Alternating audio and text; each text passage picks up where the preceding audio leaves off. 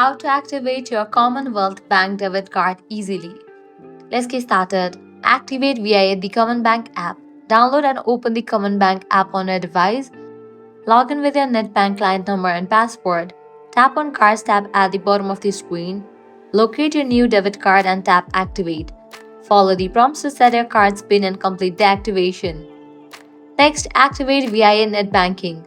Visit the Common Bank NetBank login page. Log in using your client number and password. Go to Settings and then head towards the option of Activate Card from the menu. Choose your new debit card from the list of cards. Set your PIN and follow the instructions to activate your card. And lastly, what you can use is Activate via phone.